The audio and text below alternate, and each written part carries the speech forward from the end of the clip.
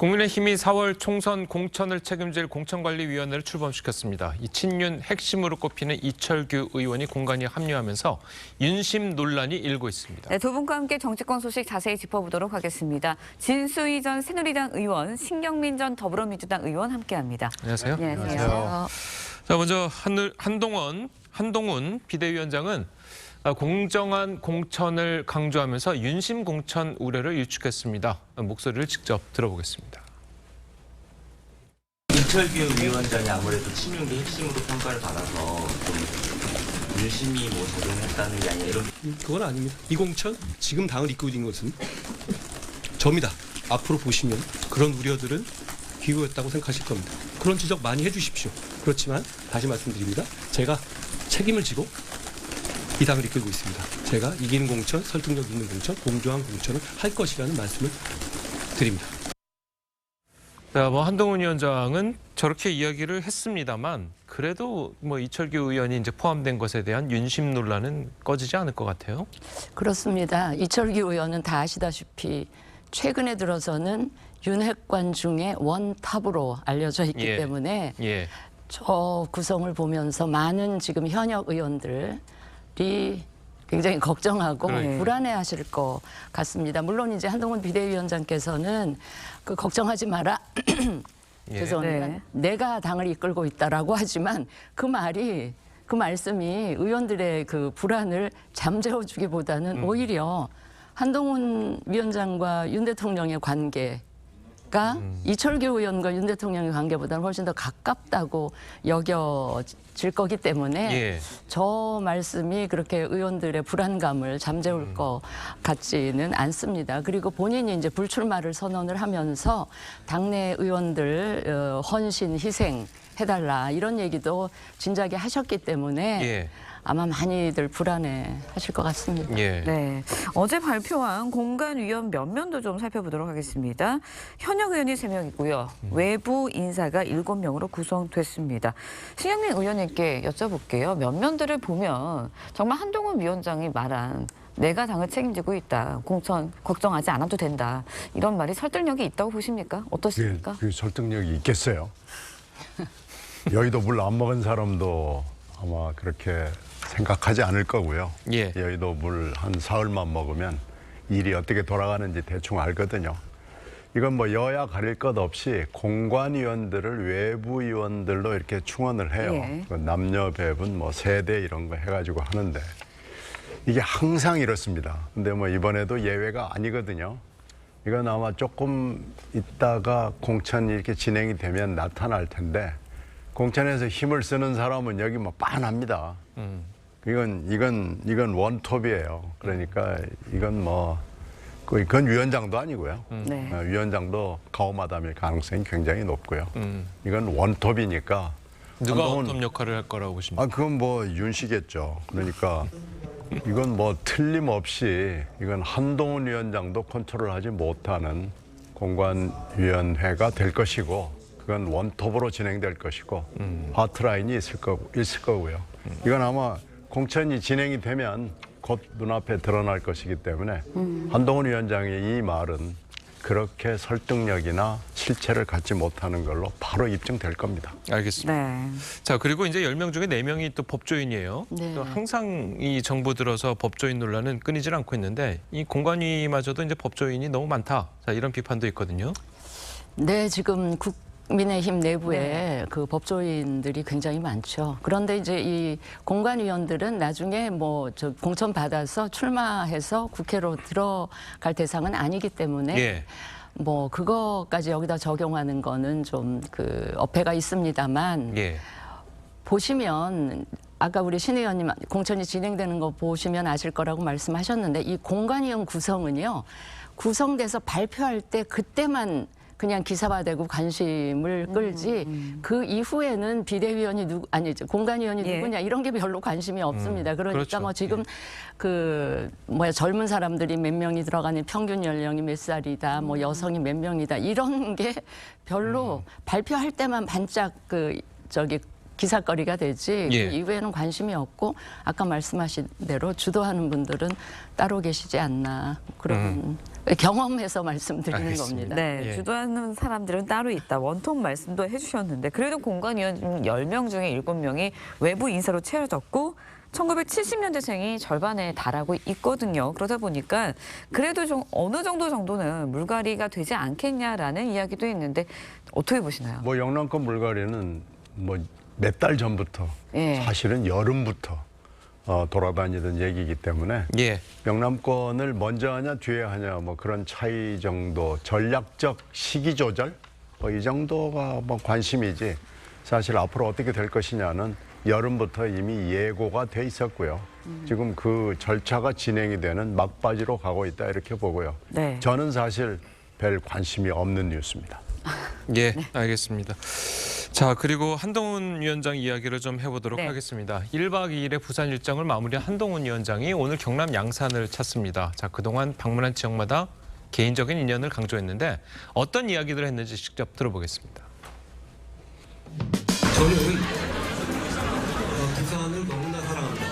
저녁마다 통정 바닷길을 산책했고 서변 기타학원에서 기타 배웠고 사직에서 롯데 야구를 봤습니다. 저희 아버지는 춘천 소양로에서 사시면서 춘고를 다니셨습니다. 어머니는 춘천 사람이셨죠. 역시 춘여고를 다니셨습니다. 지난 정권 때 한 4번 정도 좌천을 당했었는데요. 그 3번째가 바로 이곳 충북의 진천이었습니다. 그런데 저는 참 좋았어요. 매일 저녁마다 혼자 책 한 권 들고 가던 케이크집. 제 인생에서는 이 진천에서 보낸 시간이 사실 화양연화 같은 시절이었습니다. 네, 들으신 것처럼 이제 한 위원장 방문하는 지역마다 자신과의 인연을 강조해 왔습니다.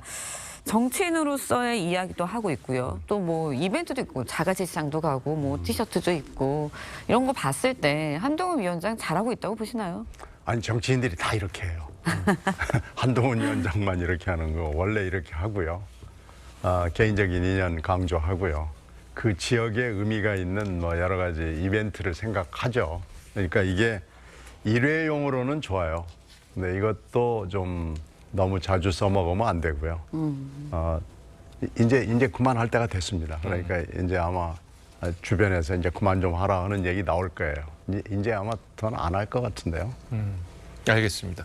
자, 지적하신 것처럼 이제 당 비대위원장이면 이제 당의 그 지금 문제들을 좀 해결하고 그런 데 집중을 해야지 지금 뭐 전국 순회할 때가 아니다. 자, 이런 비판들이 나오고 있는 것도 이제 사실이니까 의원님 보시기에는 좀 어떻게 보십니까? 그러니까 지금 한동훈 비대위원장이 그런 말씀하셨잖아요. 자신은 여의도 사투리 쓰지 않겠다. 전 국민의 사투리를 쓰겠다라고 말씀을 하셨는데 지금 지방 다니면서 하시는 이 메시지들은 네. 똑같아요.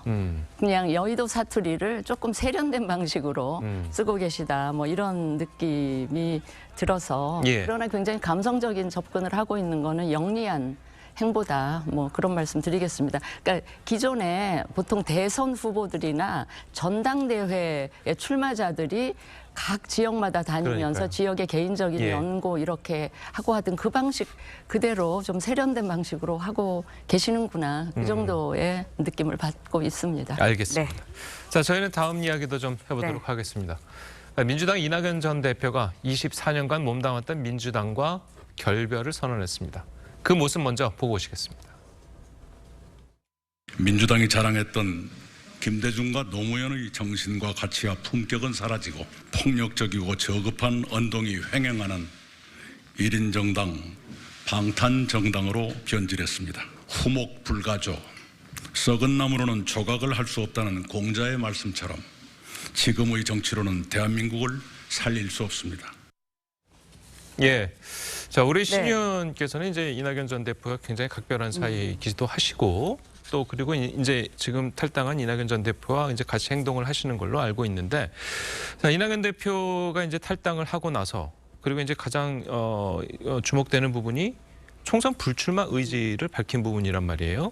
자, 그 부분을 좀 어떻게 해석을 해야 돼요? 원래 그 얘기를 이번에 처음 한 게 아니고요. 예. 지난 몇 달 동안 꾸준히 한 얘기입니다. 지난 6월 말에 귀국을 하면서 예. 저 얘기는 뭐 굉장히 오래된 얘기고요. 그러니까 지금 본인이 이 양당 정치의 폐해를 네. 극복하고 대한민국의 미래를 다당 정치, 신당 정치로 이끌어가기 위해서는 본인이 전면에 나서기보다는 젊은 세대 그리고 이 일을 잘할 수 있는 사람들에게 맡기는 것이 좋겠고 이낙연 본인은 이 일이 될 수 있는 인프라, 토대, 뭐 기초를 닦겠다라는 생각을 꾸준히 얘기했고 그때도 총선 불출마 얘기를 한 거예요. 그러니까 새로운 얘기가 전혀 아니고요. 예.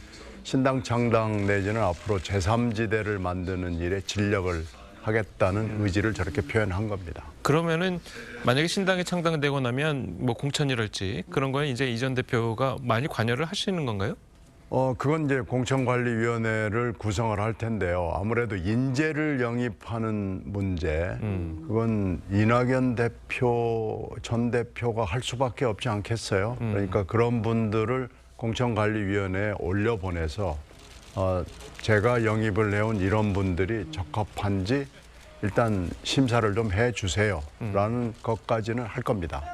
그런데 나를 좀 공천해 주세요. 이렇게 가는 건 아무리 해도 조금 이상하지 않을까요? 그래서 그건 아마 이루어지지 않을 겁니다. 알겠습니다. 네, 일단 친명계에서는 이 전 대표한테 뭐 정계 은퇴까지 이야기를 하면서 굉장히 맹렬하게 비판을 했고요. 민주당 현역 의원 129명 의원들도 비판 성명을 냈는데 여기에 이낙연 개인 의원들도 이름을 좀 올렸습니다. 상대 당의 입장에서 보실 때 민주당의 지금 분위기 어떻다고 보세요? 그러니까 의원들 중에 그 이낙연 전 대표를 따랐던 의원들 굉장히 괴롭고 착잡한 심정일 텐데 이제 그러다 보니까 소위 이낙연계로 분류됐던 분들까지도 어제 그 129명 예. 서명 명단에 이름을 올렸던데 그 뭐 공천을 목전에 두고 있다 보니까 그러니까요. 뭐 그 이제 정치적인 의리랄까 뭐 이런 것도 접어들 수밖에 없지 않나 뭐 그 입장은 이해는 가면서도 좀 씁쓸한 느낌이 듭니다. 특히 그 이낙연계 중에 대표적인 분 한 분이 이제 이계호 의원인데 저분은 그 이낙연 전 대표의 지역구까지 물려받았고 그랬던 분 입장에서 저런 행보를 보이시니까 아 정치는 이런 거구나 아 이럴 수밖에 없나 이런 또 느낌을 많은 분들한테 주었을 것 같고요. 예. 그걸 바라보는 이낙연 전 대표의 심정도 굉장히 복잡하셨을 것 같긴 합니다. 예. 네. 자 이렇게 뭐 네. 그 공천 때문에 좀 이런 건 모습을 보였을 거다라는 이제 분석들이 나오고 있는 게 사실인데 만에 하나 민주당에서 이분들이 만약에 공천에서 탈락을 해서 다시 이 제3지대로 오겠다고 이제 연락이 왔으면 어떻게 하시겠습니까? 그거야 알 수 없는 거 아니겠어요? 129명이라는 숫자는 크죠. 근데 네. 이제 이분들이 그 사이에 당이 막 망가져 갈 때, 예. 당이 말도 안 되는 결정을 하고 그 말도 안 되는 결정에 대해서 침묵을 유지할 때, 그때도 그렇게 하고 지금도 이렇게 하면은 그게 이제 말이 되죠. 예. 네. 근데 이제 이때 지금 막 탈당을 충분히 오래전부터 예고를 했고 그 날짜에 맞춰서 이렇게 하는 건 아무래도 좀 부자연스럽고요. 이제라도 거둬라 그러는 것은 그건 뭐 하나마나한 얘기고요. 뭐 인간적으로 섭섭한 건 있지만요. 만약에 그분들이 앞으로 미래의 대한민국을 책임져 가는데 반드시 필요한 분이라고 판단이 되면 같이 해야 되겠죠. 알겠습니다. 자 그러면 뭐 지금 이준석 전 대표 이야기도 좀 안 할 수가 없는데 이준석 전 대표는 예전에 이제 바미당을 이제 예로 들면서 뭐 잘 안 될 거다라는 식의 이야기 뉘앙스를 좀 풍기기도 했는데 그 부분에 대해서는 좀 어떻게 보십니까? 그 부분은 일단 뭐 열어놓고 봅니다. 뭐 정당을 합당하는 방법도 있고 여러 가지 형태가 있거든요. 선거연대도 있고 정책연대, 정책연대도 전면적인 정책과 선별적인 정책연대가 있기 때문에 선거에 특히 선거를 앞두고는 어떤 형태의 결합이나 연대가 이루어질지 아무도 지금 짐작할 수가 없는 네. 상황이고요. 예. 지금 90일 정도 남은 상황에서 대한민국에서는 뭐 다른 나라에서 몇 년 동안 일어날 일이 일어날 수 있고요. 그걸 예측하는 건 힘들고요. 근데 지금까지 이준석 대표와 여러 레벨에서 대화가 있었어요. 그래서 저는 뭐 모든 가능성을 다 열어놓고 임해야 된다라고 보고 있고 예. 실제로 뭐 어제도 오늘 또 뭐 한참 전에도 그리고 그런 대화가 미래에도 이루어질 거고요. 언론 인터뷰에 나와서 이런저런 얘기를 하는 거에 대해서는 일희일비하지 않으려고 생각하고 있습니다. 알겠습니다. 네, 제3지대 빅텐트 성사될지 여부에 따라서 총선 영향력도 달라질 거다 이런 관측들 많은 상황인데 원칙과 상식의 조홍석 의원과 이준석 신당의 천하람 위원장 이야기 듣고 이야기 이어가겠습니다. 찍어도 사표가 되지 않는다는 확신을 드리려면은 기호 3번으로 뭉쳐야 돼요. 기호 3번으로 모여야 된다는 거는 합당을 전제로 하는 거고요. 합당하지 않으면 기호 3번에 다 모일 수가 없는 거죠. 그렇죠. 이게 화학적 결합의 가능성도 열어두고 있다라고 제가 말씀드렸어요. 근데 화학적 결합이라는 게 쉽게 얘기하면 합당일 겁니다. 네, 신당 세력들 모두 정리를 좀 해보면 제3지대 연대에는 공감대를 나타내고 있는 것 같아요. 그런데 합당을 어떻게 할 것인지, 또 당대표는 누가 맡을 것인지, 공천은 또 어떻게 할 것인지 6개 세력이 모였습니다. 제3지대 정말 현실적으로 모아질 수 있을지, 또 시너지 효과를 낼 수 있을지 어떻게 예상하시나요? 저 6개 모임이 다 합쳐지기는 저는 불가능하다고 보고요. 예. 그리고 합쳐진다고 해도 시너지가 날 것 같지는 않다. 왜냐하면 지금 현재 그 신당, 제3지대 신당이 태동할 여건이나 분위기는 그 역대 어느 때보다도 좋습니다. 좋은데 늘 신당의 또 실패를 익히 보아왔던 국민들 입장에서는 저 여러 모임들이 합쳐지는 과정에 과연 그것이 원칙 있는 방향이냐 아니면 원칙 없이 그냥 몸집 불리기 차원의 그 연합이나 연대냐 하는 걸 유심히 보실 겁니다. 그래서 신당에 대한 유권자들의 평가는 굉장히 그 기준이 높아요. 커트라인이 굉장히 높습니다. 그래서 제가 보기에는 과거의 신당의 실패의 역사에 비추어 그 합친다고 해서 시너지가 1+1은 이런 식으로 나지는 않을 것 같고요. 예컨대 이준석 개혁신당과 이낙연 전 대표가 주도하는 이 신당이 만약에 화학적 결합을 한다라고 하면 저는 양쪽 지지자들 쪽에서 떨어져 나가는 지지자들도 많아질 것 같기 때문에 오히려 네거티브한 시너지가 나지 않을까 하는 생각도 하고요. 그러나 이 신당 제3지대를 추진하는 분들 입장에서는 정치가 이상만 가지고 할 수는 없고 현실도 고려를 해야 되기 때문에 당장 기호 3번에 대한 유혹이 굉장히 많을 것 같거든요. 그러다 보면 화학적인 결합 뭐 이런 거를 계속 한켠에 생각을 할 텐데 아마 그거는 앞으로 신당에 대한 국민적 지지가 어떻게 이동하느냐에 따라서 네. 결정이 되지 않을까 싶습니다. 예, 말씀하신 것처럼 이제 기호 3번을 받으려면 이 정의당이 이제 6석이니까 네. 이제 7석 정도로 해서 이제 3번을 받을 수 있는 거잖아요. 네. 자, 뭐 그거는 이제 열심히 하실 것 같고, 근데 문제는 이 제3당이 과연 성공한 사례를 정치사적으로 이제 짚어봤을 때 예전에 이제 김종필 총재의 자민련이었고, 그리고 박근혜 전 대통령의 친박연대가 있었고, 그리고 이제 안철수 네, 전 국민의힘, 대통령의 국민의당이 있었죠. 네. 자, 그런 당들을 보면 하나같이 다 지역을 기반으로 해서 지역 연고를 했던 당들이에요. 그래서 이번 지금 이낙연 전 대표나 원칙과 상식 의원들이 주장하는 다른 제3세력의 당이 과연 성공할 수 있을까라고 의문을 갖는 사람들이 많거든요.